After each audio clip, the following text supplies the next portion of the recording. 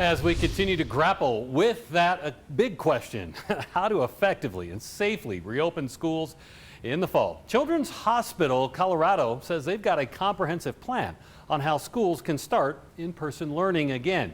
News 5's RENAE Skinner spoke to a doctor and a parent about this plan and joins us live with more. So is everybody feeling good about this, RENAE? Good morning, Ira, and that is the thing. One can only imagine the stress and the worry that parents and teachers are dealing with the closer we get to the fall semester.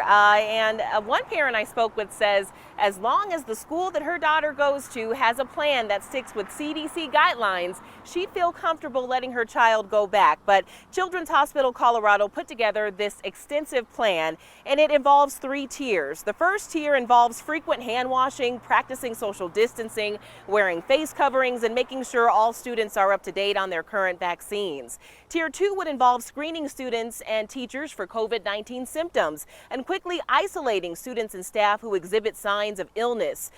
Tier 2 also involves using a pod system of education that groups students and staff into single isolated groups and eliminates the need for students and staff to touch common surfaces. The third tier recommends schools conduct enhanced cleanings and be aware of the airflow and also educate students and their families as well as staff. One parent I spoke with, again, she says that as long as the school her daughter goes to has a strict plan, she'd be okay with sending her back, but she also would prefer to have the option of e-learning just in case she's not comfortable with the idea of sending her daughter back to school.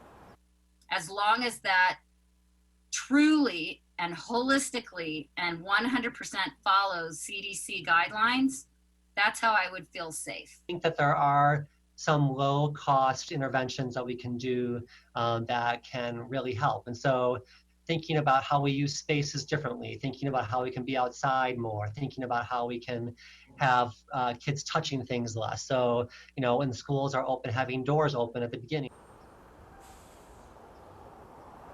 Now, there's also the issue of class size, transportation, and student athletics. Dr. Dominguez says he recommends schools apply pod learning when it comes to transportation. Keep the same group of kids on the same bus every day. He also says sports with little physical contact will probably still be allowed, but other sports may have to be canceled. Dr. Dominguez also says he hopes schools that are already crowded, they think about social distancing and maybe holding classes outside if the weather permits. He also understands that this is not a one-size-fits-all plan. This is just a blueprint to get schools started and how to safely reopen come fall. Always watching out for you, Southern Colorado. RENAE Skinner, News 5.